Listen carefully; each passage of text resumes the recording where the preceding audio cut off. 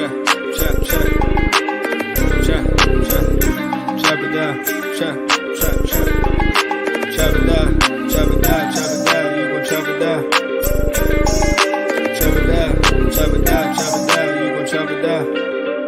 just appreciate everybody watching. Watch him throw the ball, we gon' pick it off. You gon' let him hit the hole or you gon' cut it off. You gon' play through fourth and long or you gon' punt it off. Your defenders, heavy hitters, put your pads in. Don't be looking for the ref to throw no flags in. Keep the helmet on, keep the cleats tight. You the type to want to win by any means, right? You should look alive. This is Trap or Die. What's up with you? What's going on? Oh Lord. Let me get my music going. Hold on 1 second. Good morning to all the morning trappers out there. Happy Friday, man. Happy MFing Friday.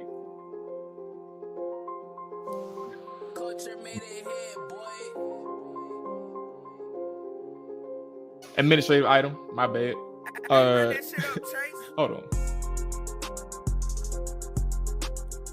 Like, subscribe, all that good stuff, man. Like, subscribe, all that good stuff. Where was I at? 19 away from 1,000 subscribers. Can we get there before the weekend is up? It's crazy. Hey, I want y'all to know too, like, the organic process is even more important, right? I mess with everybody who messes with the channel. Because you don't have to watch this, right? You don't have to spend your time on Trap or Dive channel at all, yet y'all choose to, right? Y'all make this channel through your comments and conversing on these live streams and not letting me talk to myself for an hour and some change. Y'all make this a great show for me, and for everybody else who's involved as well. But I bring this up to say I came across a channel the other day who, you know, I'm subscribed to, right? And I want you to know, like, this is why, like, the organic stuff is important. If you are developing on YouTube, take this from a person who ain't nowhere near successful on YouTube, right? Like, I'm not like, never mind where I'm at. Here's my point. You know, some people can cheat their way to a point. Some people can slowly grind. Some people can actually be fortunate and have success almost immediately. Like it all varies, right? But I came across a channel the other day, one in which I'm subscribed to, right? You know, where all of a sudden, you know, I pay attention. I watch their shows and stuff like that.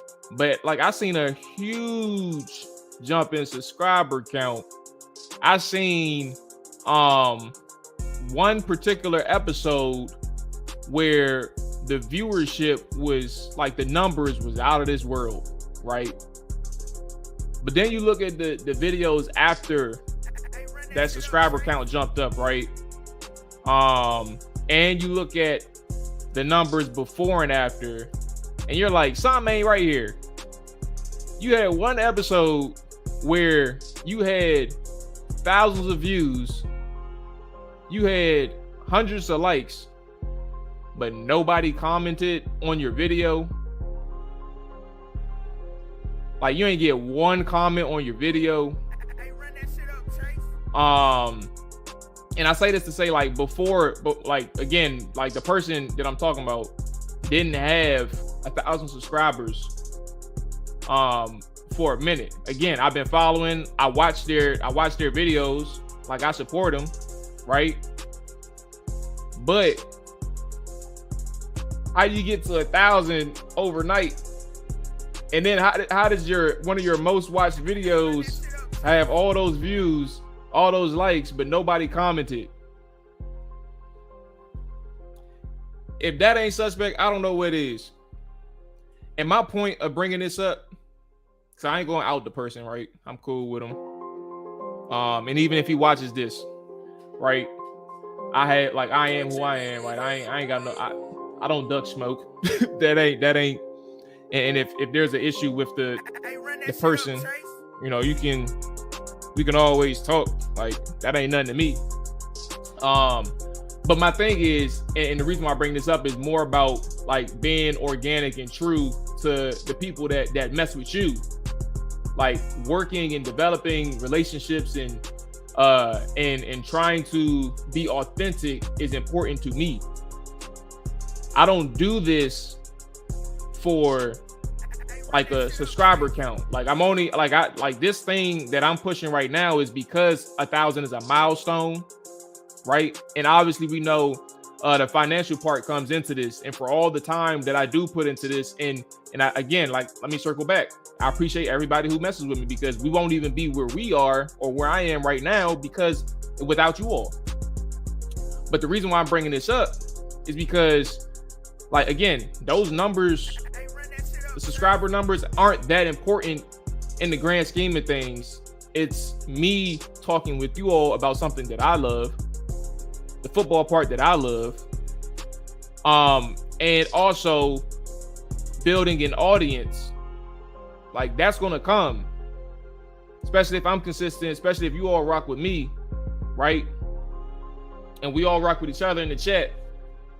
We can argue, we can discuss, we can agree, we can provide different perspective. Y'all can call into the show. Like, y'all can be a part of the show. Y'all can be a part of this YouTube channel. Y'all can be a part of everything that we got going on. Like, that's all important. And so when I bring up the fact that, like, organic and authenticity is important, like, seeing some people kind of manipulate, like, me actually visually see it was crazy in my head, because I didn't think, people that I rock with would, go that route to manipulate numbers and cheat their way to a milestone, right? Like, how do you cheat your way to a milestone that's very significant? So yeah, man, I just wanted to, start out the show by letting everybody know that, yes, I do emphasize, like, pushing to 1,000, but at the end of the day, like, everybody that's in here right now, everybody that gives me 2 seconds of their time, be like, all right, man, this nigga, all right, this man, he ain't talking about shit right now. I'll come back later. Like, those 2 seconds is still appreciated. I ain't one to, not take, I don't take people's time for granted, bro. That's who I am. And I'll continue to be that way. And I'll continue to show my gratitude. I'll continue to, be that person that's kind of modest, I guess, to a fault. That is what it is, man. So that's done. My soliloquy is over with. I just wanted people to know, like, that authenticity thing is important. And if you are a person that is, like, in the stages that I am, or if you're starting off like where I started with like 100 or so subscribers on an inactive YouTube account. If you're starting where you're starting, embrace the process. Some people get lucky where they get success immediately. Sometimes it's a grind. And sometimes it's a longer grind than you anticipated. You gotta stick with it. Like, I didn't anticipate myself being, like, on YouTube, right? I just wanted to do a podcast. Matter of fact, I started out on Twitch, and I'm still on Twitch right now, but I started on Twitch wanting to do Warzone, Call of Duty, and football. And then I realized how much time this takes up. I can't do Call of Duty. I still play it, but I can't do it. And I guess when Warzone comes back, I probably am going to be back on Twitch, like streaming the Warzone sessions. So if you ain't following me on Twitch, like, the gaming will come back. And maybe, like, if I have, like, hours to set aside where I can actually, all right, I'm not focused on any football. Well, I mean, I'm talk football in the stream, right? But if I'm not focused on, like, having to do work, or, like, if it's my off day and I'm streaming Warzone, or if I'm playing Call of Duty, we'll be on Twitch that day, chopping it up, but also playing video games. So with that being said, make sure you are following me on Twitch. I think it's up there where my Twitter handle is Let Maul Tell It on Twitch. Yeah, we're gonna be back over there soon. Okay. I am signed in. What's going on, Jay? What's going on? 757. Good morning to all the morning trappers. Sweet Jones, I see you. Al too, I see you. Who else we got in here? Dylan, what's up? I'm on PC. So 2 things. I have PC for Warzone and Call of Duty. I have the new Call of Duty right now, right? And for matter of fact, I think my Activision may be in my YouTube description. I think so. But where's my next thing? Madden is my Xbox. So Dylan, PC, Call of Duty, all Call of Duty stuff, and then Madden in 2K or whatever. I don't have Madden, the new Madden or 2K yet. I haven't even touched my console in a minute because I've been on PC for a while playing Call of Duty, but I'm on Xbox for all that stuff. My Twitch is Let Maul Tell It. Right up here, you'll see it like right up. If you look above the top of the screen where you see Trapper Dive Podcast 214 Media, you'll be able to see Let Maul Tell It, how it's spelled out. And then obviously Trapper Dive is YouTube, Instagram, things like that.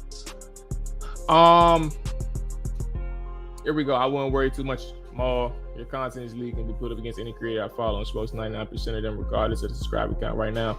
Appreciate that. Look, I'm just like I said, I'm just speaking my truth, bro. You know, it is what it is, man. Consistency is gonna pay off. And like I said, I'm not like that. That subscriber count is more so like the milestone that I'm focused on than it is my subscriber count. Like it got to a point where I realized like I was in.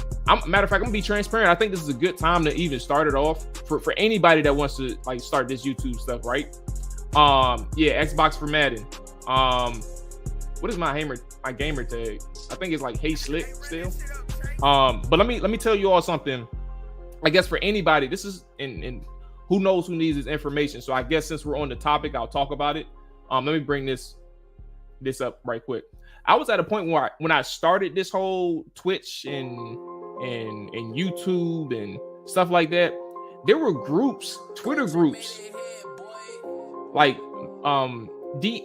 groups on Twitter and direct messaging groups where you would, like, if you want to be part of this group, all you had to do is send like your tweet that you wanted promoted or whatever it is you want to promote it. You put it in the group chat and everybody in that group chat will retweet it.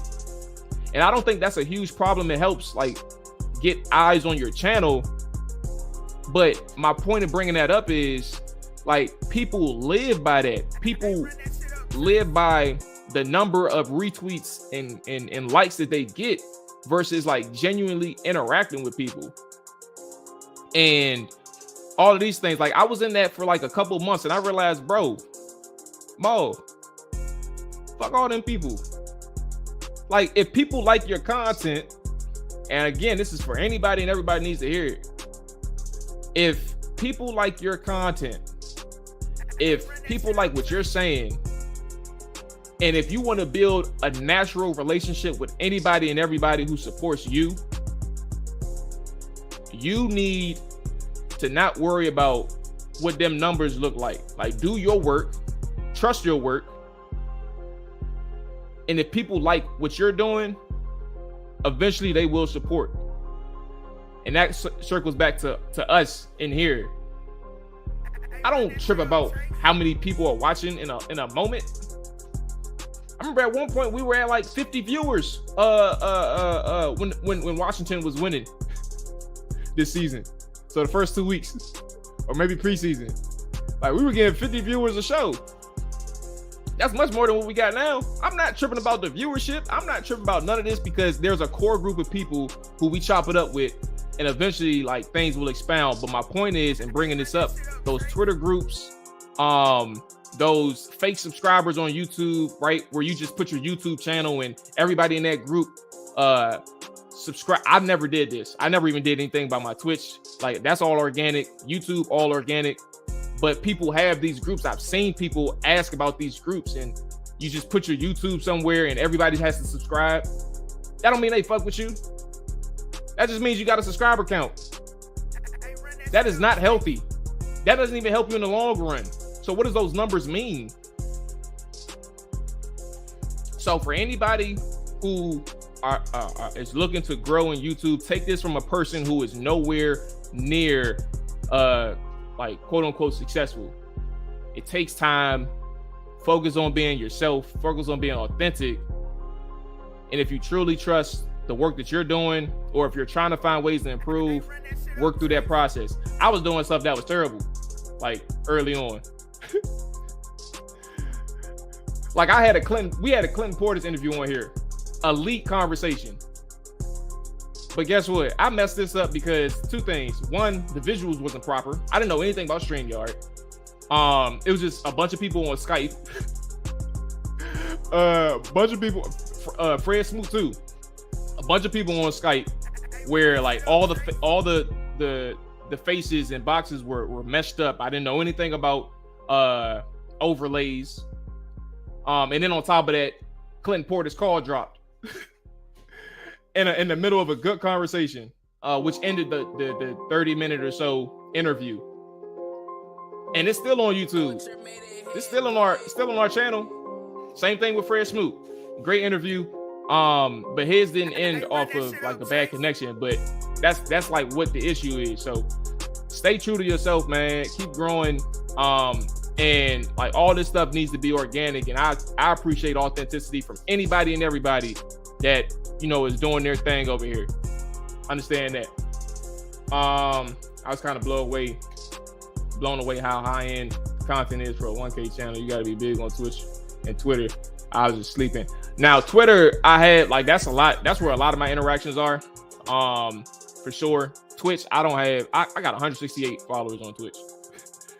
That thing stopped growing. Twitch has been dead for me. Twitch has been dead for some time. I just still put the live streams on there for the sake of consistency, because I can do so, but I don't really get interactions on Twitch.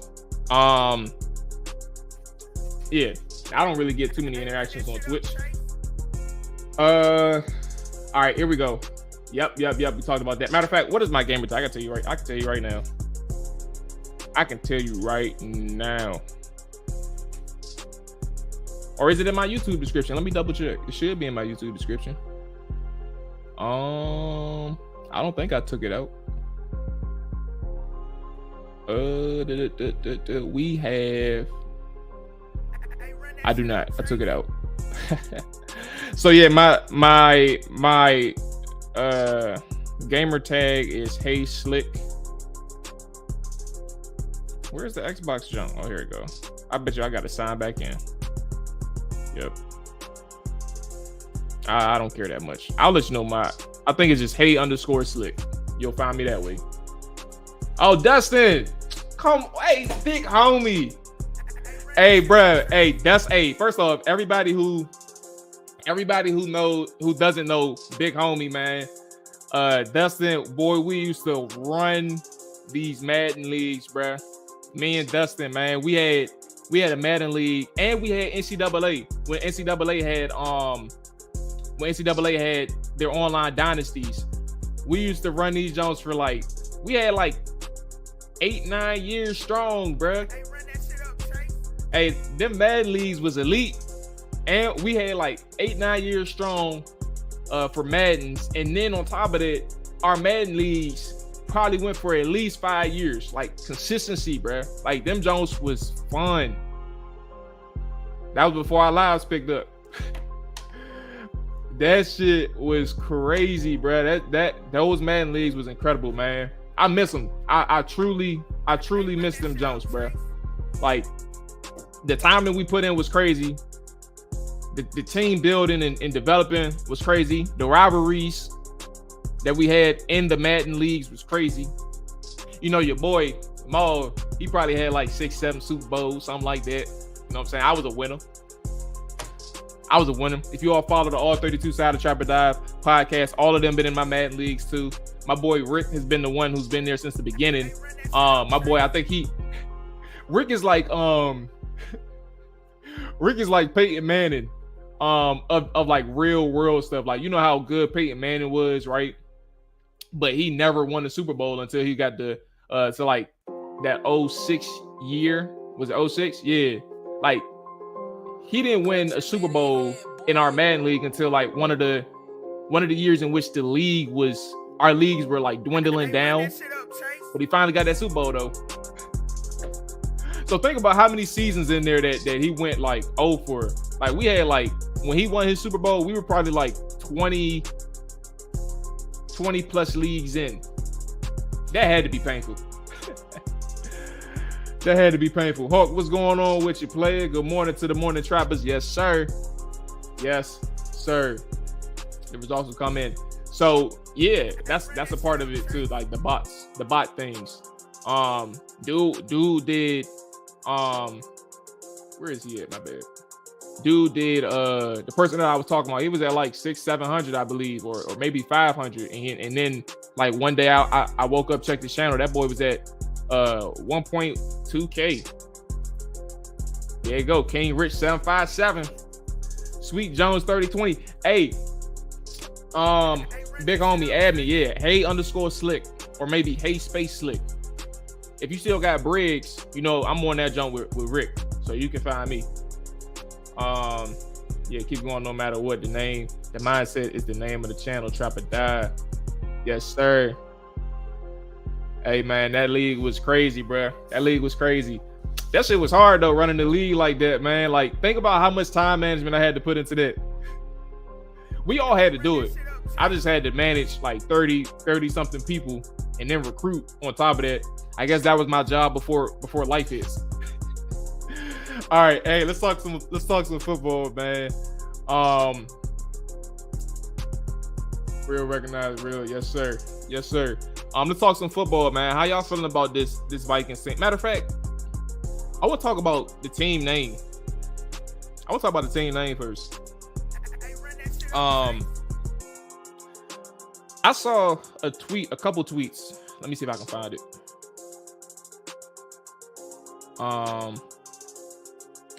Let's see if I can find it.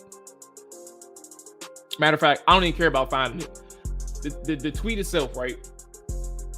Or I saw several tweets. People were saying that, you know, if a new owner comes in, they should probably change the name. Or yeah, they suggested, some people believe that they should change the name. I never really put no thought into it, like, until this morning, right? And I asked myself, like, what is the pros and cons of changing the name again? I know bull. Like, if we change the name, we can't use left hand up no more. If we use left hand up, we got to keep the Commanders jump. That's the anthem. That's the anthem, bruh. But where is I at, man? If we're talking about changing the name, like, what are the pros and the cons, right? I think the pro is, damn, I feel like, because I thought about, like, how many people truly dislike Commanders? Like, Twitter will tell you everybody hates it. And then Twitter will also tell you that the owner isn't changing the name. The new owner isn't changing the name, so leave that alone. You never know.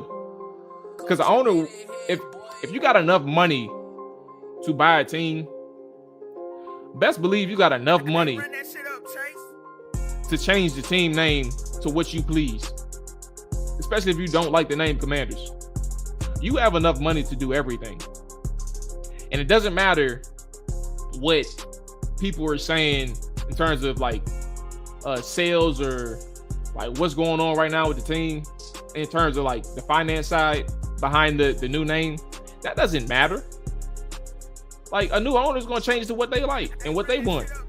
That's the thing for any situation dealing with Washington. They're going to change stuff to what they want. They are the owner. They're doing what's best for them. And obviously what they see as a long-term stability move for the team.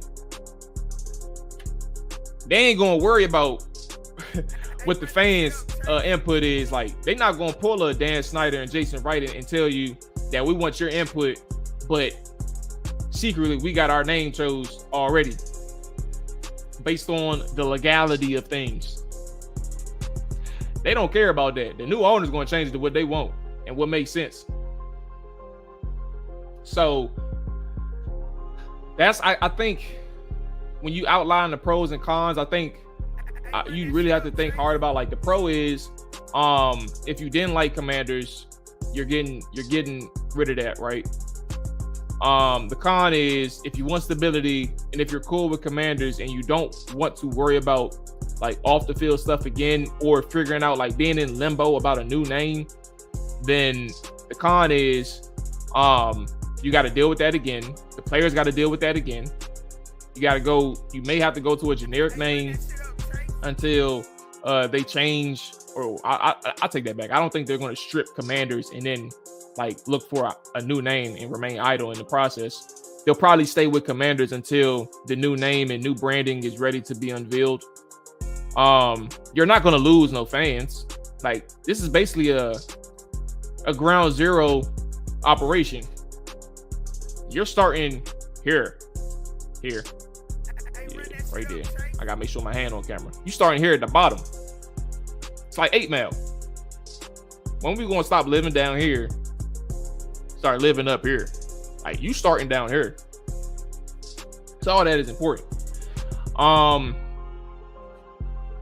don't know, man. It's hard. I never really thought about pros and cons. That's all I got in my head right now.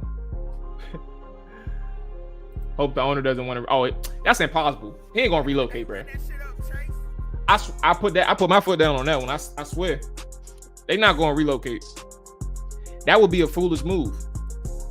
My bad. Oh, my bad. All right. That'd be a foolish move to do so, bro. Like, why would you buy a team in one of the biggest markets? Talking to the owner, I ain't talking to you, 757. But why would you want to buy a team in one of the biggest markets just to relocate them? Like, your money is going to be made in Washington. Matter of fact, your money is going to be made in the DMV. That is what's going to happen. So why would you want to buy the team out from Dan and then say, hey, man, I'm gonna go ahead and move this thing to St. Louis, Wichita, Helena. Does Maine need a team? I feel like I can go up to the Northeast. Who else need a team? Does New Mexico need a team? Does Alabama need a team? They ain't gonna do it. Nah. They ain't gonna do none of that. I don't think so. Where do I want the stadium to be? Where do y'all want the stadium to be? I ain't gonna lie to you. I said this and I still stand by this. I wanted to be in Landover still. But with a new ownership, I don't mind it being in DC either. I would love for it to be in DC. I would love for all of the operations, practice facility, stadium. I would love for it to be in DC too. I said Landover because there's two things here. First thing is, I said it yesterday on the show, like, Landover is a perceived dump in terms of the stadium, but I've been in PG County my whole life. I've been in PG County my whole life. I live 15 minutes away from FedEx Field. Understand that I know what this area can be and what it's been developing into for an extended period of time. And I know some of our subscribers, some of the people in the chat, y'all are in the area too. And you understand that PG County, and specifically that Largo, Landover, Mitchellville area, is developing into something nice. They already started with the hospital. That was one of their phase 1 projects in terms of development. And at the Boulevard, they're about to build and develop like a shopping area or like a bar area in Landover as well, near where the stadium would be, the new stadium, and where the current stadium is. Like, that is another part of the phase. Like, it's gonna be Maryland's own Adams Morgan type of thing. A stadium in that area It's going to be crazy. It's going to be lit. Like the nearest restaurant Rose by FedEx Field right now is Jasper's, an Outback Steakhouse. And that's probably like a 5-minute drive. Probably about 10-minute drive. You don't have, like, it's a desert at FedEx Field right now. Jasper's is good. I love Jasper's. Right? But it's not close. It's not even in walking distance. So I would love for the stadium to be in DC, especially with new ownership. But right now, I do not mind it being in Landover. I do not mind the practice facilities being in Landover. I do not mind the new stadium being in Landover. I'm a huge fan of the area. I know what's going to happen in this area, and that's going to show itself within the next 7 years, right? And I'm cool with that, like, especially if, like, one of these days I mess around and get team access again. Like, I used to have access. I don't have it anymore. Like, that's all policy related to the current regime. You know, they've treated some people and me well from time to time, like, since the new regime has taken over, but, like, restricting my access, I was pissed. And then they played me for 2 years, but I ain't gonna get into that, because I'm gonna get mad at all over again. I ain't got time for that, bro. It's Friday morning. You know, we healthy, we living. I just drank my coffee. But point being is, like, if that access comes back, I would love to be in a place where I can go every day if I wanted to. Like, that's what I want. Like, that's the selfish personal reason why I would want the stadium to be in Landover or DC. Ashburn, I've been there, but it's like an hour drive, bro. I ain't trying to put those miles on my car. I would if I had to, but I ain't trying to put no miles on my car like that. And I ain't trying to be stuck speeding in VA and risk getting a ticket. But yeah, that's where I want to be, DC or PG County, specifically Landover. I'm cool with it being near Oxon Hill as well. If you can find a way to revive that, cool. I would love for the stadium to be out there, right by the casino and stuff. I would even buy a hotel for that night, personally, just to be in the area. Like, and I'm right down the street. That's like a 30-minute drive for me, maybe 25 minutes, but I'm right down the street. I would buy a hotel, stay out there, have some fun, gamble my paycheck away. Oh yeah. I got you. Everybody, if you wanna chop it up this morning, I'm gonna send the link in a second. So yeah, stay in tune for that one. Put the stadium in Virginia, land of the Hustlers. I respect the land of the Hustlers, but the land of the Hustlers is gonna have to continue making that trek to Washington D.C. and or Maryland.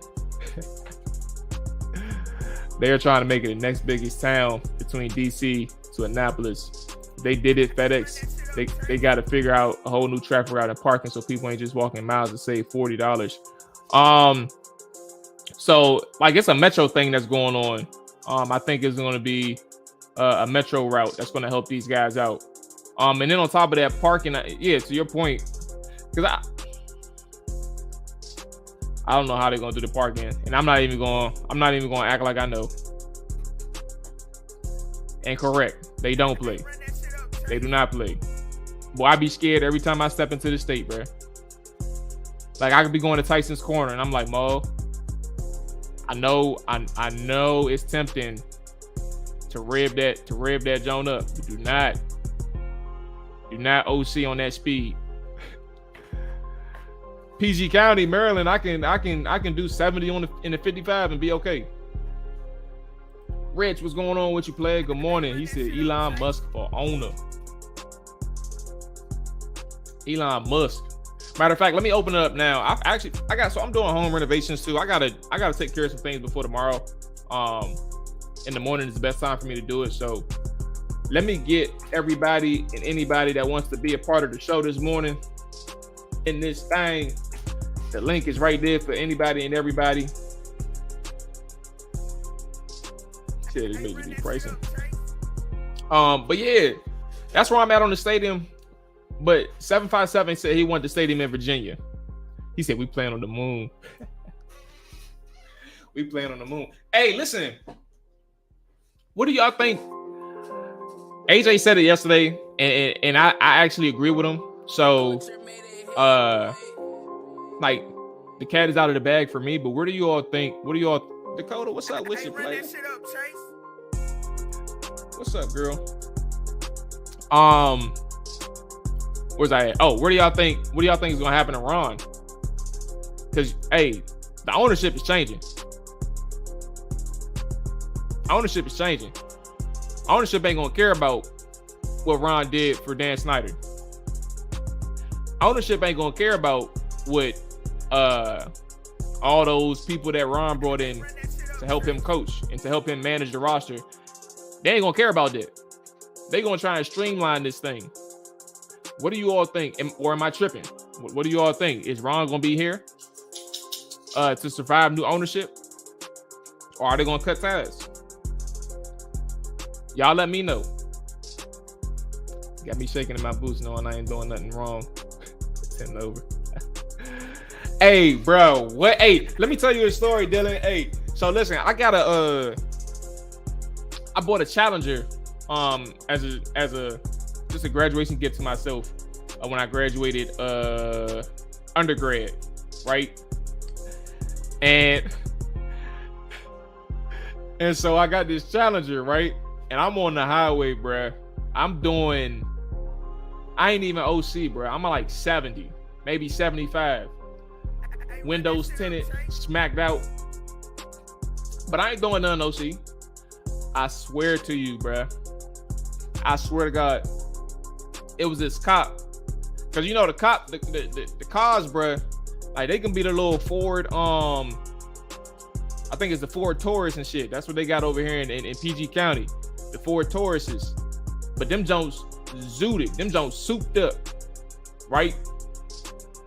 And so I'm over here about to get on my exit to get off the highway. But the cop was like, I seen the cop. I didn't care. I wasn't tripping. I wasn't doing nothing wild. But I seen the cop. Bro sped up. Like, probably did like 100. Just to be even with me on the highway. And he slowed down for like, and he went with me for about half a mile. And then sped back off. I'm like, bro, what we doing here? You think hey, bro, I ain't doing nothing but chilling, bro. Ride my car, listening to my music. Probably was listening to some Young Dolph at the time. Maybe some Gucci. I don't know. But why you flexing on me like that, bro? I ain't trying to race you, bro. You're 100% right, bro. You're 100% right. We can keep Ron, but we gotta get rid of Marty and Martin 100%. Are you saying that you're okay with keeping Ron, or are you saying that ownership? Are you speaking for ownership like they may keep Ron? Let me know what you think, Rich. And let me bring in the good man Hulk on the show. Let me go ahead. Let me go ahead and mute that music right quick, player. Yes, sir. Let's go ahead and bring in the good man Hulk. Yes, sir. Boom, there it go. My man Hulk, man. Good morning to you, player. How you feeling? Man, good morning, Mom. Man, shout out to the morning trap, man, on Trap and Dive, man. What's going on with you?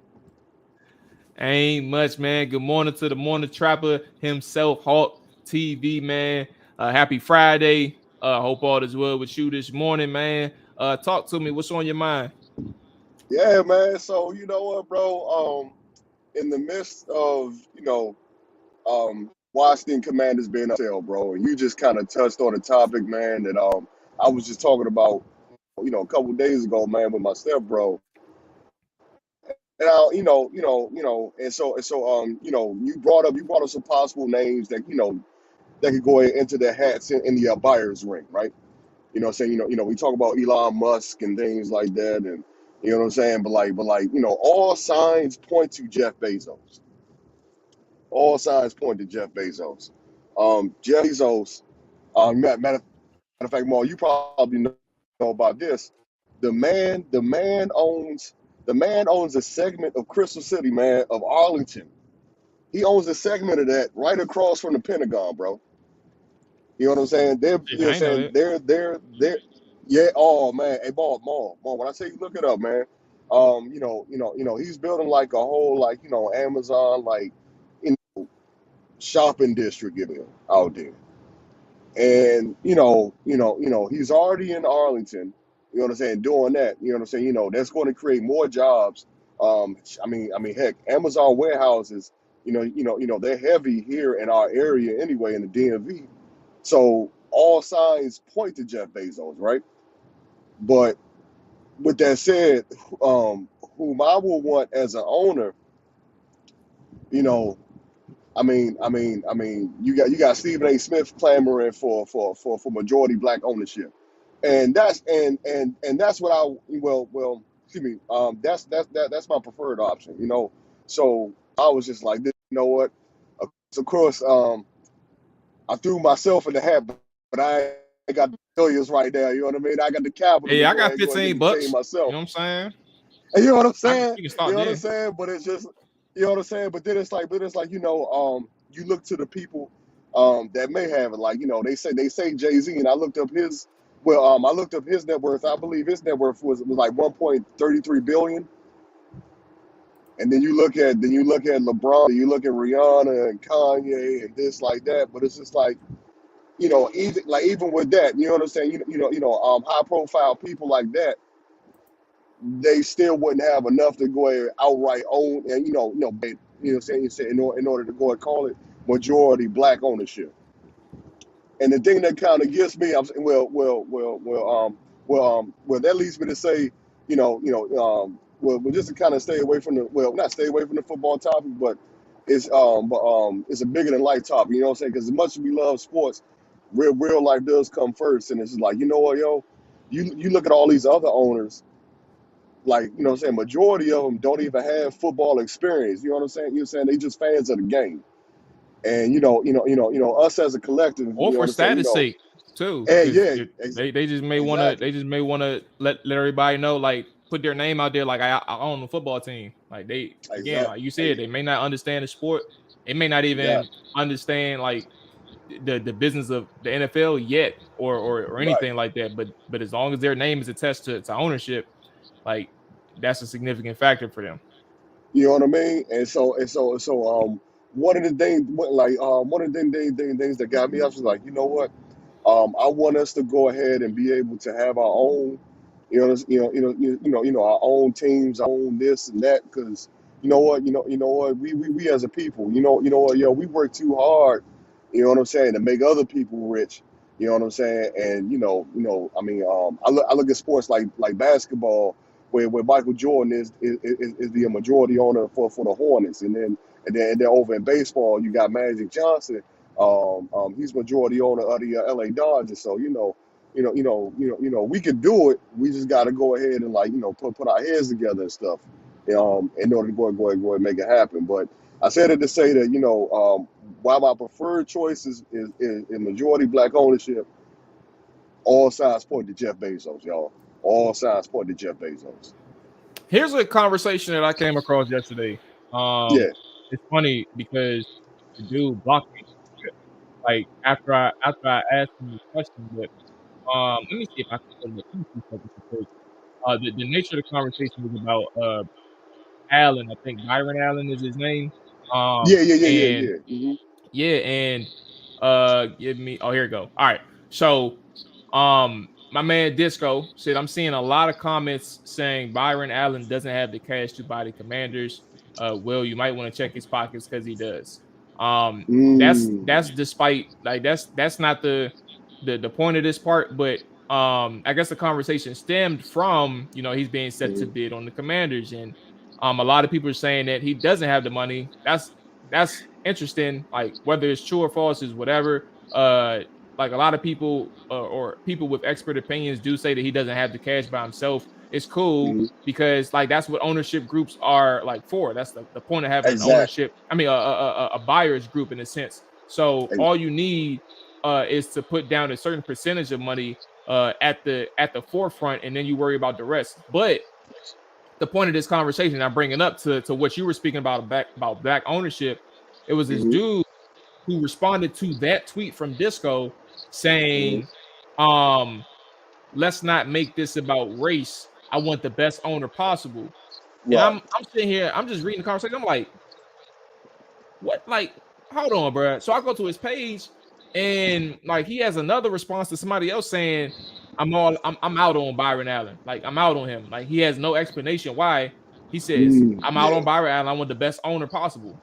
And so I'm like, this shit ain't making sense to me. So I just asked him, I'm like, what? Matter of fact, let me bring up my tweets. I'm over here. I'm right here. I said, what made you say Byron Allen isn't the guy for you? And he responds and says, I don't know much about him. Do you guys know? Because I don't. I just want the best owner possible. So I'm like, for your first thought to say no thanks and then tell others that he shouldn't be picked based on race, it's crazy if you don't know much about him. You don't know much about certain people, and like you're shunning away somebody that you don't know, but yet you ain't choose to do your research on the guy. You just telling people on Twitter and letting people know that you don't want him. You want the best guy possible, and it shouldn't be based on race. Well, how about you do your research? How about you understand if you think that he's competent enough based on the research that you do? But that's the first thing. The second thing, Hawk, behind this thing is there's a lot of things that us people who don't even live in the same atmosphere financially as billionaires like don't know about billionaires. Like, the only thing we really know about these people are surface information level, general information that can be found on the internet. But you don't know how these people operate as a human being. You don't even know how they conduct business in terms of like their professionalism and things like that.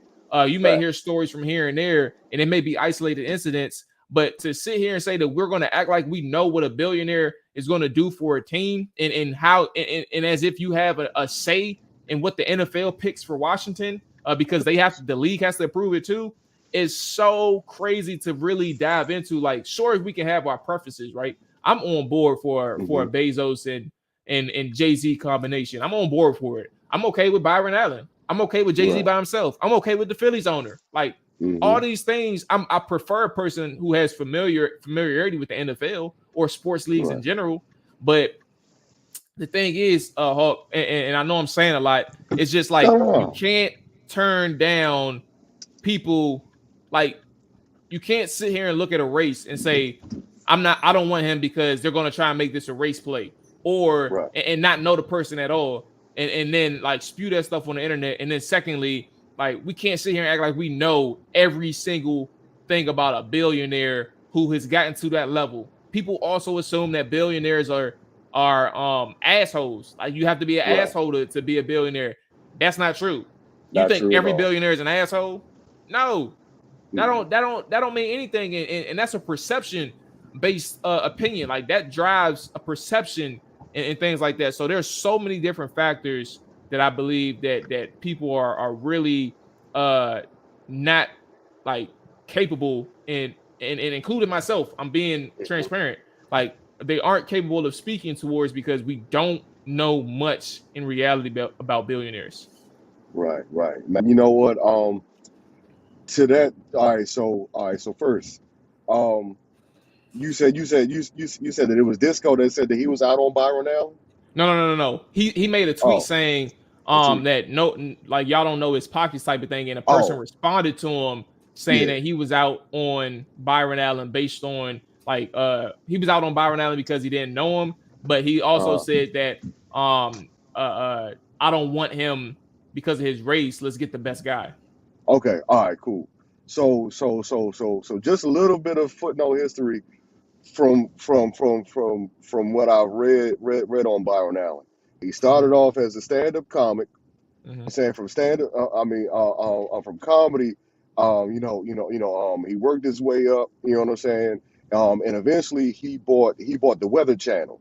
You know what I'm saying? On the Weather Channel. So the man's a network owner. You know what I'm saying? And over time, his wealth just kept getting up. Getting up, and saying. And the man's essentially he's a network owner, y'all. He's a black man. I believe. Well, you know what I'm saying. Well.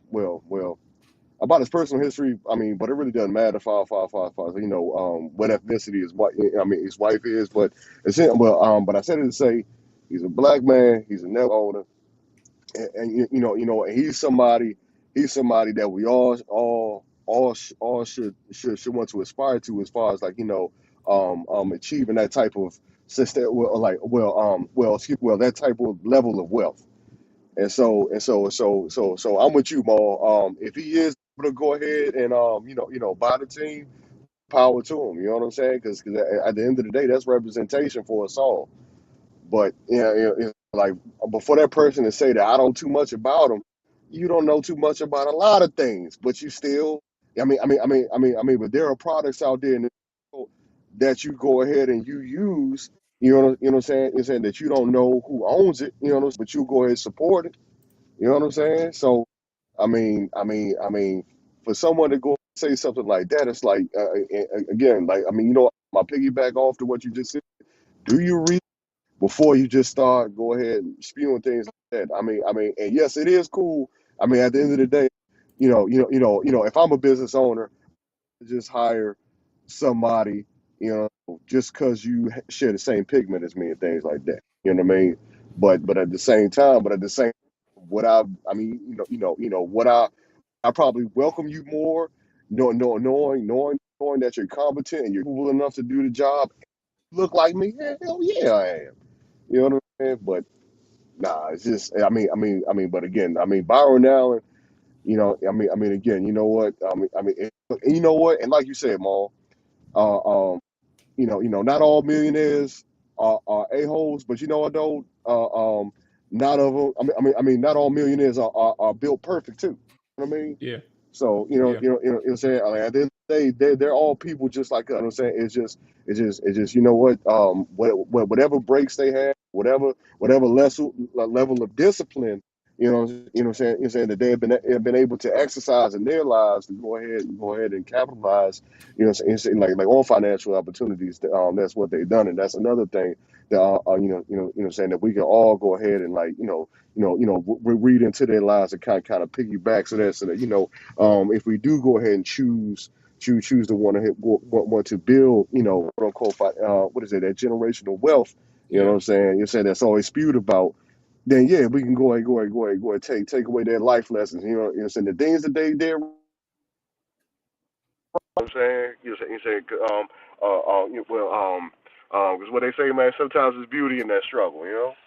Yeah, I also think too, to because you spoke on something that was important too, like the representation. But I think that's also uh a good look for minorities and black people as well, because like if you get an owner in a situation like that and you get a person like Michael Jordan is one person, right? He's a minority owner, but if you get a majority owner that's in that situation, like it can change the ideas and minds of the youth, like people who look up to or who love the NFL and see a person like in that position and suggest to them like, look, if things work out well for me, whatever their plan is, like if things work out well for me, I can get into a position where I can be the first black person to do XYZ, or I can be the next owner of an NFL team, and change their mindset and expound or expand their thinking to like what like traditionally we grow up on. Like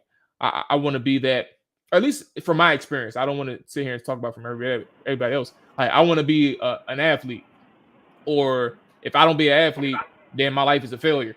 like like you don't have to think that way. There's so many different alleys and avenues that you can be in. And like I never thought about business when I was younger. Like I never thought about business. I never thought about ownership in any aspect of life up until the point where I became a young adult. And I think for the younger people to see this and probably be influenced by these individuals at a younger age, and have them speak to the youth is also an interesting mindset and a very important thing to have for any kid that wants to be involved in some type of business moving forward. So to that degree and to that angle as well, Hulk, that's a really good look.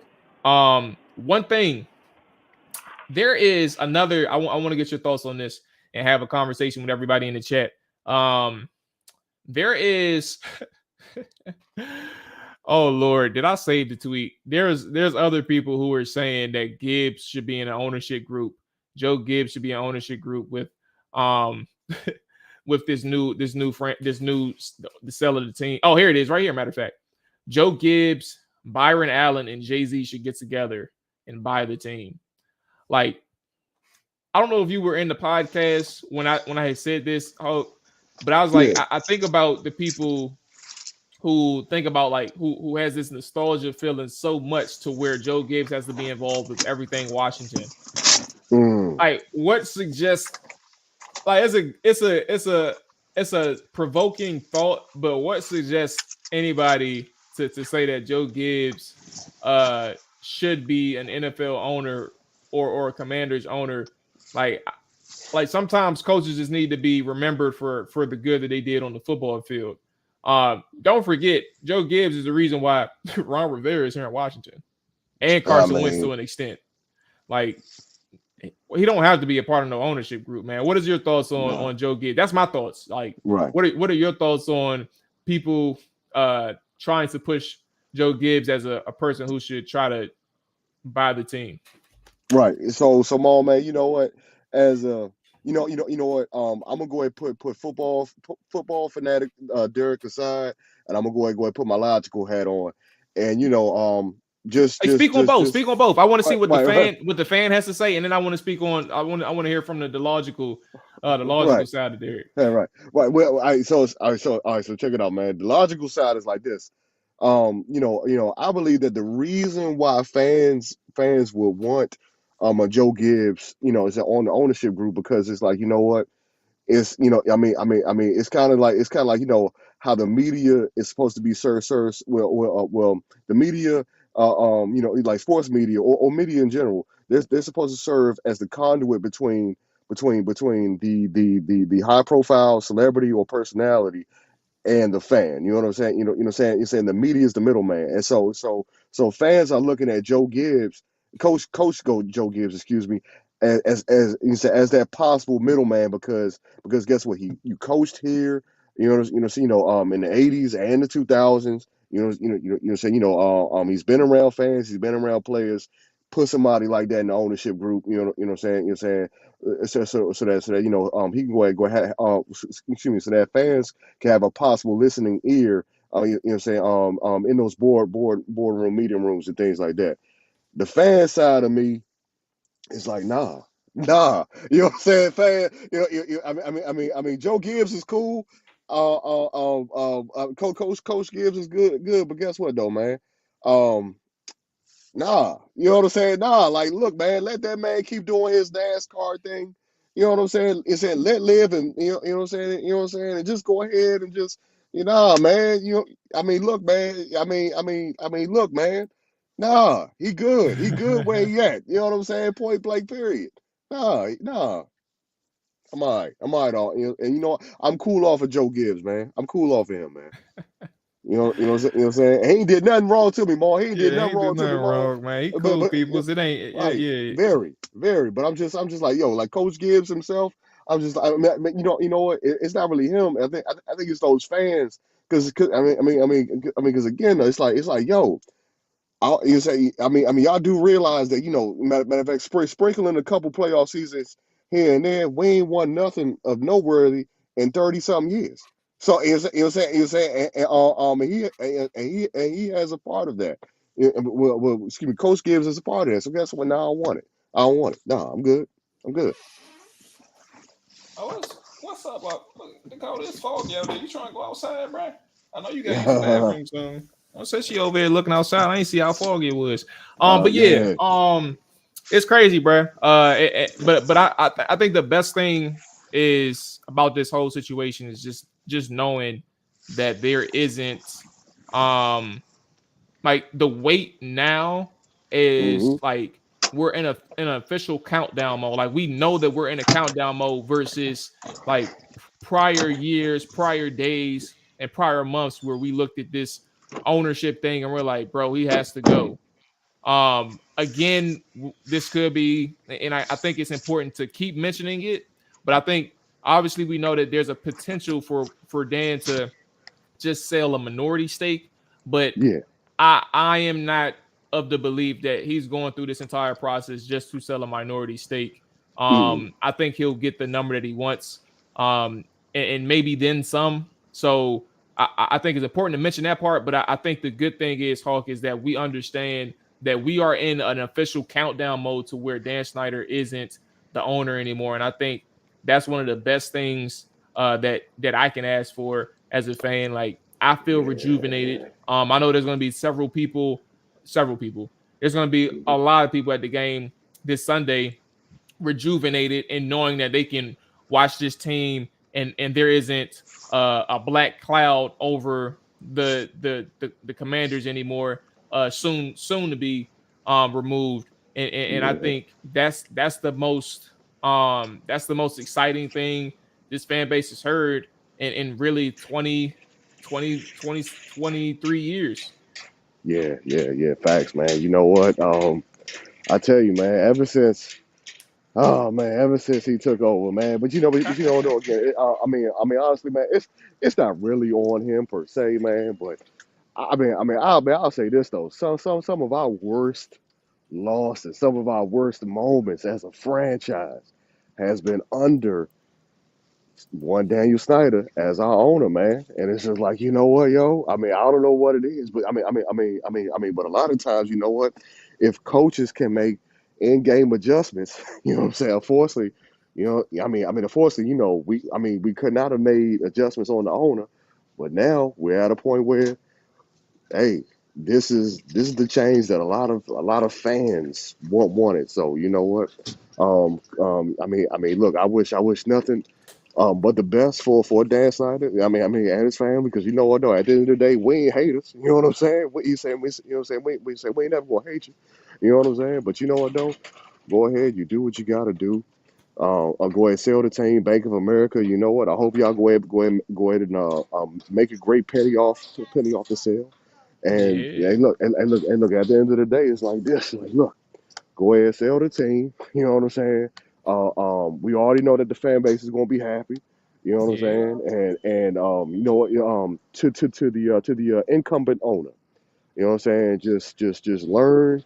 Just learn. Matter of fact, learn from history's past. You know what I'm saying? So that you can consistently put on a winning product on the field. And yes, at the end of the day, that's what all of us fans want. Put on a winning product on the field. yes, sir. Hey, last thing, Hawk. Talk to Yes, me sir. about this game, man. Last week Oh, you had us buddy. beating Indy, I believe, if I I remember. did. Yes, I did. Yes, I did. Where are you with this Vikings game? All right. So look, you know what? As much as I came on this show and other shows about, y'all ain't worried about this secondary, y'all ain't worried about Justin Jefferson and things like that, because the last time we faced matter of fact, what do people say now, a receiver that is him, you know what I'm saying, Yeah, and the last time we faced somebody he's like that, him.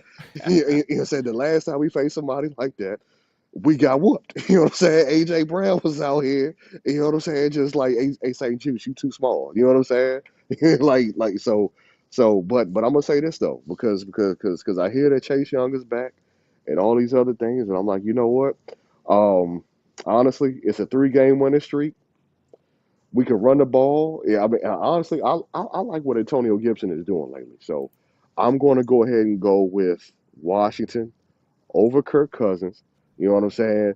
They better not lose in these black jerseys for a second time, because if they lose in these jerseys for a second time, oh, I'm gonna be like them white Hey, them people in Jones clean Cleveland. too. If anybody It- going it- to the game, I seen them Jones in person in Dallas.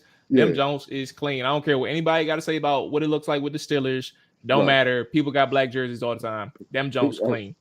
But the thing is though, boy, if we lose in them Johnson the second time, because I agree with you, they are clean. But if we lose in these jerseys for a second time, bro, you gonna have to talk me off the deep end from turning into one of them Cleveland fans that was burning LeBron jerseys, man.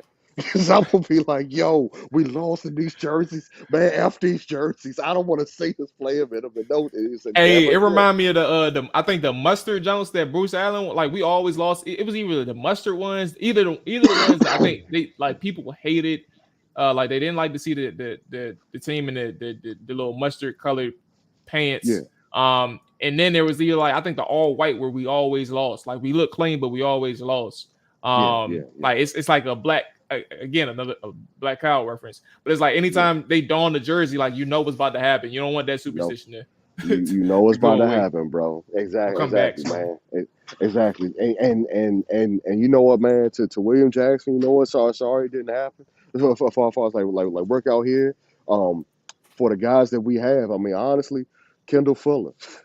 At least limit the touchdowns that you give up against like you're saying. I mean, excuse me, to a Justin Jefferson or even an Adam Thielen. You know what I'm saying? You know what I'm saying? Rashad Wild Goose. You know what I'm saying? A Saint Juice. A Saint Juice. I thought that you was going to be that that guy to go ahead and put people. I mean, excuse me. Well, far as like locking them up and everything. But though, I mean, look, even St. Juice, he gives up plays, things like that. But though, we gotta win this game. It's important. You know what I'm saying? Because honestly, I mean, look, the three other teams that are in our division, man, they are playing some good ball. And if we want to go ahead and turn around this inaugural season for the Commanders, we got to go ahead and do something big. So, again, I'm gonna go ahead and go Washington with a score of bro. You know what, man? Honestly, man, I'm gonna go ahead and say, oh man, I would say a similar score, but you know what though, I got us actually running a rock on Minnesota, so I'm gonna just go and give us 24-17, 24-17. 24-17. Yeah, yeah, Okay, my yeah. man Kevin in here said if Fuller plays 15-20 yards off the line of scrimmage, I'm good with that. Well, God bless, because teams are still blowing past Kendall Fuller no matter how far he playing off the line. Hey, man. God bless. That boy just need to play better. But I think, to be honest with you though, Kendall, Kevin, Kendall he's a I keep saying this and it's true, but like he just plays better with eyes on the football. Yeah, But like athletically, when you're asking him to like, hey, focus on your man, trust your technique and hope for the best type of situation, that's where he struggles. Like he cannot, and it's hard. Like cornerback is a hard position to play. Obviously, is one of the top 5 positions in the league. That's very difficult. From a mental, that's including a mental standpoint. But hey, man, sometimes you just ain't got it. We got it. I know there was people proponents talking about like Kendall Fuller got to go in terms of like trade block type of thing, but this is an all-season move, so you got to deal with him for 10 more games or 9 more games now. exactly. Yeah. Hulk, man, I appreciate you checking in. Man, I do. anytime, man, anytime. Yes, sir. How's does the wifey think that Baltimore is getting? Are they on a bye week or are they playing this week? You know what, bro? That's a good Let question, me man. check. Because I know they just beat Tom Brady and them not too long ago. Yeah, last You know what I'm week. saying? You know what I'm saying? They might be on a bye. Oh no, yeah. they got the Saints. Oh, this is Like a I Monday say, night yeah, game. Oh Lord yeah. Jesus. Okay, Ooh, nice, yeah, that may man. be high scoring. Yeah. But you know what, though, man? It's like I told her. It took for y'all to beat Tom Brady when he going through a divorce. So, you know what I'm saying? I don't even know if that game really count. You know what I'm saying? He said, "Hey, that's hilarious, bro. Yeah, Yeah, he you know what going I'm through a saying? divorce. That's You know, what it took. you know what I'm saying? You know what I'm saying? That man going to go through real life problems, man. Real life problems, man. So, Absolutely. Hey man, you yeah, stay man. safe, bro. Enjoy your weekend. Man, back at you, bro. Yes, sir, man. I take it you on your way to work or you chilling Man, today? man. No. Man, and look, right now, man, I'm standing outside the door, man. I'm about to go Oh ahead and do damn, what there you about. go. Yeah. There you go, man. Hey, I hate man. I had to cut it off for you, but now you gotta get to your day job. Yeah, exactly. Oh man. All right, big dog. You stay safe, bro. All right, man. Take care, brother. Yes, All right, peace out. sir. All right. All right, there go the good man. Oh, Jay said Fuller run about fast as me. I'm 46-year-old truck driver. Oh, music. I'm tripping. Music. That is hilarious. Hey, let me ask you a question. Like, how do you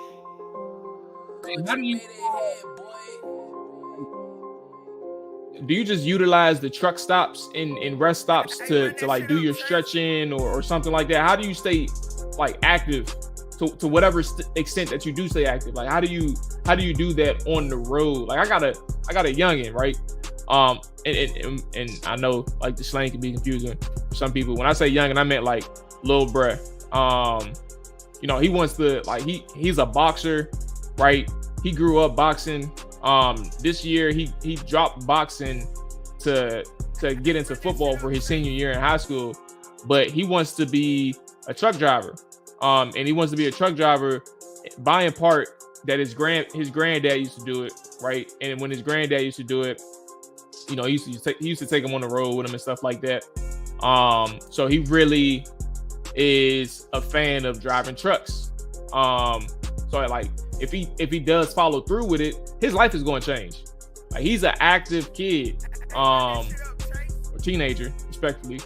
He's an active teen, and I know like those long trips sometimes. I guess it depends on your route in the region, I guess, but like his life is going to change, and I'm sure he's aware of how it's going to change. Like, but how many days do you get to yourself? How much time like do you have to get to one stop to another? Like, because you're on the road all the time. You make good money, I'm assuming, but like you're on the road a lot.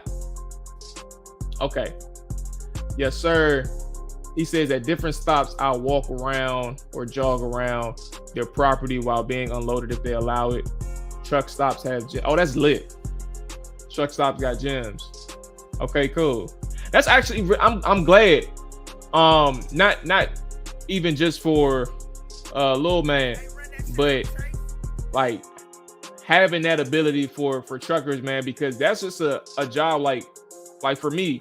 I sit on my ass a lot, whether it's doing this or whether it's working my day job, and even sitting down that much is not comfortable. Like at work, I love being in the office on the days that I'm in the office because I can walk around during the day.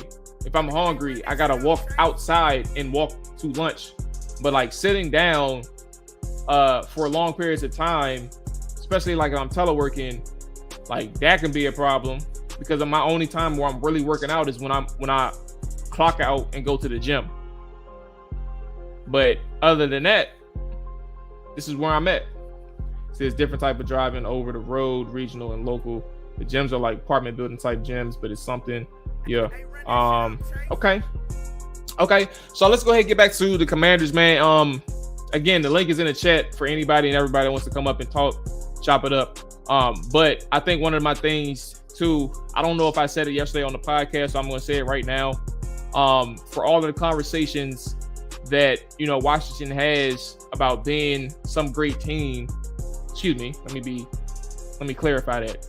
I don't want to exaggerate. I hate when people exaggerate, so I don't want to do it.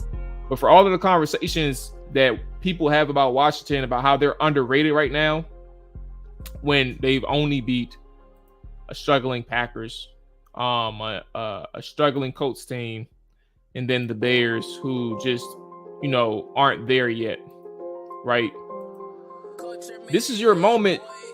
Even though I don't think that the Vikings are a strong team, this is your moment to solidify yourself as a team who is going to push for the playoffs. This is a team in Washington where you have been like that 4-game losing streak really did a number on the perception of your team. I have said after I think the Cowboys lost, if not Titans, this team was ass. This team is ass. And you don't apologize for wins, but you do understand that these wins are underwhelming within their own rights, within its own perspective. The Vikings game is a team that is, albeit not a strong 6-1 team, they're a very efficient team overall. They're playing consistent at a much higher rate than the Washington Commanders. And if you think that you're turning things around in Washington, right, and these wins aren't just fluke, sure, the scores may be fluke, or sure, the scores may indicate a team that's not necessarily successful or good enough. you can change that entire narrative if you beat the Minnesota Vikings, a team who is consistent on both sides, a team who has good weapons on both sides of the football. You have opportunity. So it doesn't matter what I think, right? It doesn't matter. And if you're on the thought of like where I'm at, if you align with my thoughts, it doesn't matter what we think. Washington has an opportunity to change the narrative. Washington has that chance against the Minnesota Vikings because they are perceived from 6-1 a good team. And I think they are a good team. I just don't think that they're 6-1 good. We're rated perfect. Talk to me in 2 weeks. Like Ron said, it's a measuring stick game. He did say that.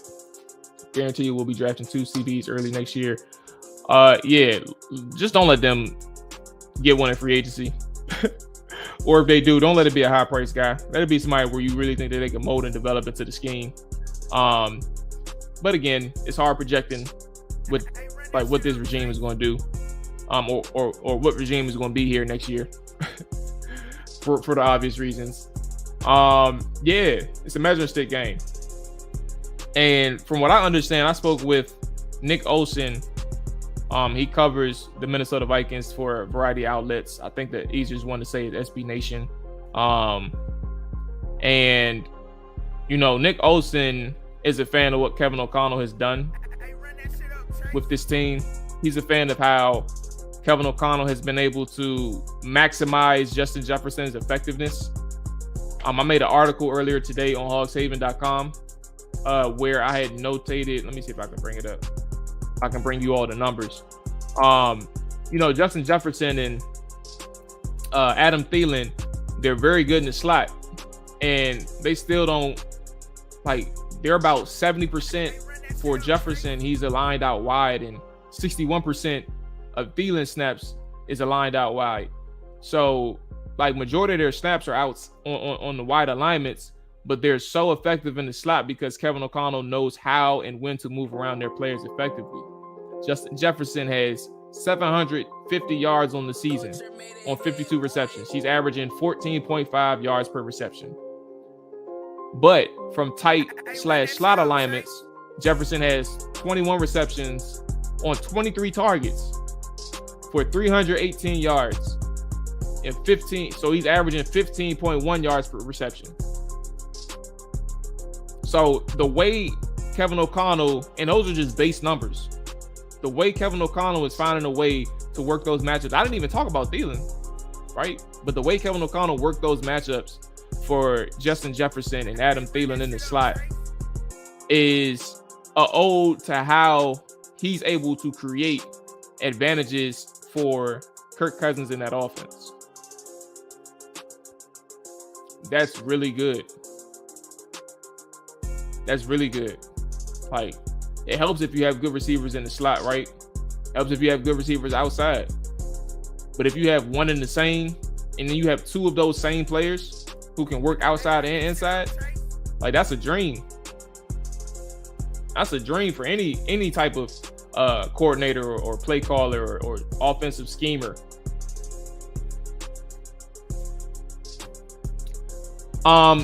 Kevin, I 100% agree with you.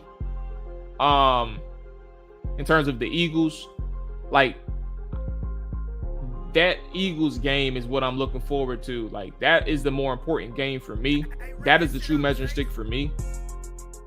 But I think the Vikings helps shift the conversation. It begins to shift the conversation because that is the first team with a winning record in terms of like a solid winning record who is playing decent enough football. Like, there are no questions.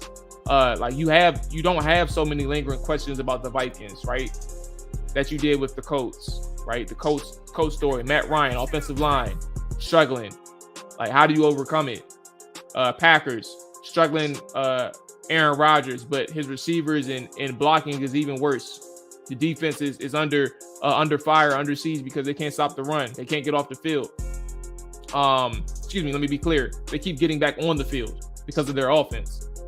And then who was the game before that? The Bears, just straight ass.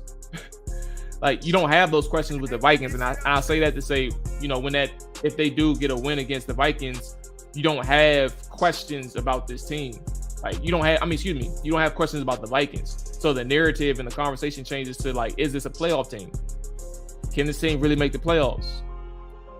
And now you start talking about even further projections, and that includes everybody's favorite backup, Taylor Heineke. It'll be the first legit W. Yes. Outlaw, what's going on with you, player? Good morning. The matchup between Antonio Gibson and Dalvin Cook looks to be pivotal in this game. Antonio Gibson's gonna have opportunities. Dalvin Cook's gonna have opportunities. I think Dalvin Cook had his first good game. Like statistically, he's a good player, right? But like his first good game against the Cardinals last week, and of course they're gonna try to establish him again this week. You know how effective he is, a dual threat guy. And that's really good for the team in terms of the Vikings. That's really good for the team and how they can manipulate defenses moving forward as well. But yeah, that's where I'm at, man. Defensively, who needs to have a good game?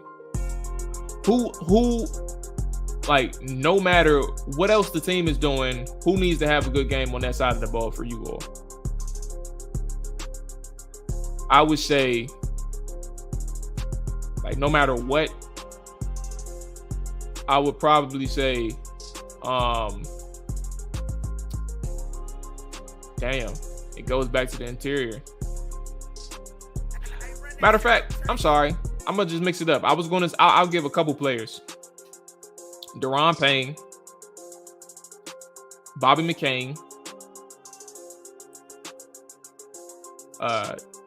Rashad Wildgoose, Jamin Davis.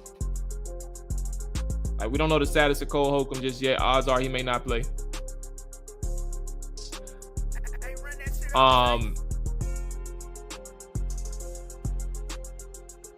I think, like, those are my guys. Like, no matter what, those are the guys who have to have a good game, right? Let's see. Allen and Payne, Bobby, McCain. I can't rhyme with Ridgeway.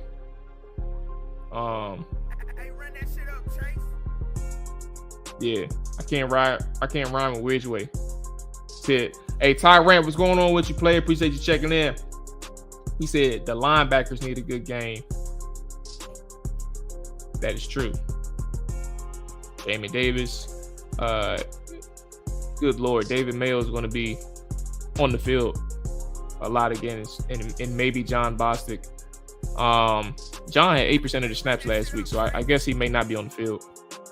Montez Sweat, basically everyone in the middle of the defense. Yeah, from what I understand, that interior offensive line for the Vikings is not as stable as they, like. And I think that bodes well for Washington again. And that's why I started with the interior with Daron Payne. Jonathan Allen's going to do his thing.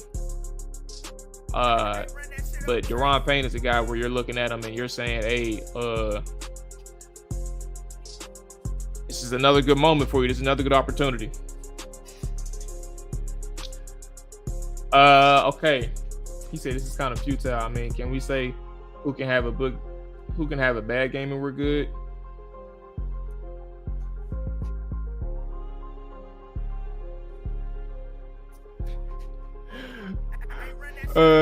Who can have a bad game? I mean, and I think I guess the crux or the nature of the question was more about not necessarily the others having bad games, but like, if these people if they consistently show up in a negative light on the field, you're probably not, like, if Bobby McCain is out of position or doing his own thing, and all of a sudden you see Thielen and Justin Jefferson going over the top and there's no help out there, or McCain is a step behind because he's out there BSing, that bodes well for Minnesota. Jamin Davis, if he's getting sucked up from the play actions, because they run a lot of play actions, if he's taking those false steps towards the line of scrimmage and that middle of the field is open, that's going to be a problem because he played 100% of the snaps last week. Probably going to do the same thing this week if Cole Holcomb's out. I think you can survive, even though I think Derange needs to have a good game. I think you can survive if he doesn't. I think that John Allen's going to hold his own. Rashad Wildgoose, if he is getting cooked in that slot, now I don't know, like how, like people expect like Ben St. Juste to follow, but I don't think, like, there's not many teams in the NFL who has a cornerback that they can, you know, give star coverage to.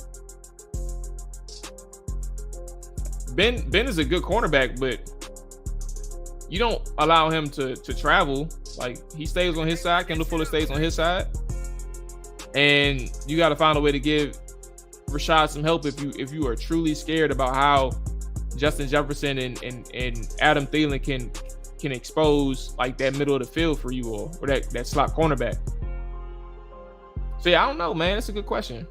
Like, can we have a bad game? Like, who can have a bad game? Or who can afford to have a bad game? We're good. I don't. Can Jamin prove to be the number one linebacker over Cole Holcomb? Any distinct possibility in your opinion? Yes. Hey, yes to this. To be clear. And good morning, Scans Fan 96. Appreciate you checking in, big dog. To be honest with you, I think Cole is a solid player, but he's at a place or a moment in his career where he can be replaced. Don't forget, everybody, that, you know, they wanted Jamin to be that middle linebacker. They wanted him to be the Mike. And I think they may try and circle back to that down the line, but I think that would be a mistake because you got to understand, you know, if he's developing and growing and being an effective player at the wheel, you kind of have to, you know, trust that he's going to be there for you moving forward and that he can make plays in that position. Like, you don't want to risk like putting him back at a spot where you thought that he struggled at. And to answer your question even more, like specifically, right? Can Jamin prove to be the number one linebacker over Cole?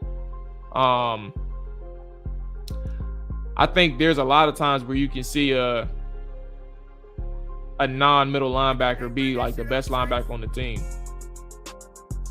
Like, your middle linebacker, it pays for your middle linebacker to be smart and know, you know, what play may be coming. But does that mean that he's athletically gifted to get that done? Does that mean he takes on blocks properly? Does that mean he plays with the physicality that's needed? Does that mean that he's good in coverage? Like, you can be very smart. You can understand what's going on. And I'm not describing Cole Holcomb. I'm asking the question to that. Like, does that mean that this player is good enough to like be replaced or bad enough, excuse me. Does that mean he's bad enough to be replaced? And I don't think Cole Holcomb fits that mold. I think he's good enough to solidify that middle until you can find somebody better. The issue is, though, his contract is expiring. So if they want to make a decision on Cole and make him in the future a middle linebacker, they're going to have to do that like ASAP. So that is going to be interesting. I don't think Cole is going to get like a lot of money on the market. So I think that this is a contract that you can afford to. What's up, girl? I think that you can afford to pay. So yeah, man, I don't know. Where are we at? We mentioned Antonio Gibson, Dalvin Cook. We talked about the receivers. Defensively for the Vikings, Danielle Hunter is a problem. Zadarius Smith is a problem. Danielle Hunter, I love since he's gotten in the league, man, and made a name for himself. Cornelius Lucas is gonna have his hands full again. Charles Leno, I think he holds things down on the left side, so he has his battles. Like, he's not an elite player, but he's good. I would probably say top 10 left tackle in the NFL. Probably at that 10 number, maybe 9 number, if not like somewhere between like 9 and 12, respectfully. But yeah, that's gonna be that. I think Washington's gonna be able to exploit that secondary. Based on what I've heard, they'll have an opportunity to exploit the secondary on the second and third level. But I really wish Jahan Dotson was back. Like, I would love to see Washington in like how effective the offense is if you had Jahan Dotson, a guy that is such a fluid route runner where you can utilize him on all 3 levels, and he can build some chemistry with Taylor Heineke. Like, I would really love for that to happen, but we have to continue to wait. And unfortunately, he's not playing this week. Scott Turner said that he's not concerned, so hopefully he's back next week. We'll see. But I'm a fan of Jahan, and I think I've shown that much. I'm a huge fan of Jahan. So offensively, Cole Turner's also not on the injury report. So I need to start seeing Cole Turner, and this ain't a knock on Cole. This is more so a knock on the quarterbacks who he's played with. That's Taylor and Carson. Not utilizing them as much as they should, and not giving him opportunities in the bigger situations like the red zone. And then that fade against the Packers was so frustrating because he had an opportunity against that cornerback that was checking him. He had a really good opportunity. But I want to see him keep getting some opportunities. I think you can do that against this team. But yeah, like, it's a really good chance for Washington to move the ball through the air. If they so choose. You know, I don't have a problem with that conservative game plan last week. I think the problems came in on like 3rd down for the obvious reasons, and sometimes 2nd down, because that's where some of those plays where they lost a lot of yards and put themselves in like a 3rd and long situation and really wasn't able to convert. So Cole Turner should have a good game.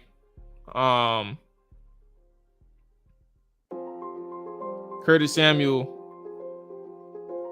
I'm over here thinking, because like Curtis is obviously he's the Swiss Army knife. He's the offensive weapon, right? But like, his effectiveness on a game in and game out basis relies on how many touches. And with J.D. McKissic actually being hurt and him being on the injury report, maybe this does increase the amount of touches and looks that Curtis Samuel has. Like, maybe he does get an increase in carries, an increase of touches altogether, like in replacement of J.D. McKissic, which is good. But so yeah, my mind changed. I was gonna say I don't know like to what degree he's gonna be effective this week, but with J.D. McKissic being hurt, he may be a little bit more involved. That's an explosive player right there. I'm glad we passed those injury fronts. Scott Turner's gonna have to stop with the screens, job killers right now. Have some awareness. He is like I think the screens are a large product of like several different factors, but like the dressing of screens should be a little bit better. That's for sure. How they dress them up definitely needs to be a little bit better. Because screens are a very important part of the game. Screens are also a very useful tool for this offense, given the type of running backs that Washington has. But we ain't been able to hit shit on screens this year. And that's frustrating. That's very frustrating. Okay. Damn. We had an hour 35. Time to close out. Look, we've been here all day. But listen, before I close out, man, listen. If you are new to this side, make sure you hit that like button. Make sure you hit that subscribe button. If you're just checking in, make sure you hit that like button on YouTube. Is appreciated. If you are just checking in on Twitch, make sure you hit that follow button. That is appreciated. The Washington Commanders morning show over here on the Travel Dive channel every Monday, every Wednesday, every Friday, 7 a.m. Eastern. Wednesdays we have our film sessions, right? So if you missed the film session for the Indianapolis game, the offensive side of the football, check that out. It's worth the time. Very good discussion and just showcasing Taylor Heinicke's last drive. I had fun doing that. So shout out to Taylor Heinicke for good football, at least on the last 2 drives. And yeah, the fellas will be back next week. Again, if we're talking about post game on Sunday, stay tuned. If there is no published upcoming live stream on Sunday, like around noonish, there is no post game on Sunday, no immediate post game recap. I have an obligation, and I'm still trying to determine if I am going. And that's a little fucked up for the people that's involved, because I should be telling them if I'm going by now. I'm just torn between like committing to it and then also understanding that we got some Commanders football in a big game that is probably important as well. This is me being transparent to everybody. So I'm working through this in real time. Okay. I would just say, Ryan Kerrigan has been coaching the D-line in the past several games. He's been having a call sheet and a headset on. I wonder if we can ask, I'm going to see if I can talk to some of the reporters that I know and see if they can ask about Ryan Kerrigan's impact on the defensive line. Because obviously, he's an assistant right now, so that's going to be interesting. Our guards suck on screens. Excuse me, especially suck. You ain't got to apologize, big dog. But yeah, that's everything for me today. Look, enjoy y'all weekend. Stay safe. Stay healthy. You know what I'm saying? It's a good weather-wise. Weather-wise, it's a good weekend coming up, man. So even if you want to bring out that barbecue, that grill, you know what I'm saying? That's my thing. That barbecue and that yak, baby. Enjoy it. But yeah, man. Stay safe. Enjoy y'all weekend. Enjoy y'all Friday. Get on about your day. And I'll talk to you all in a couple days, man. Peace.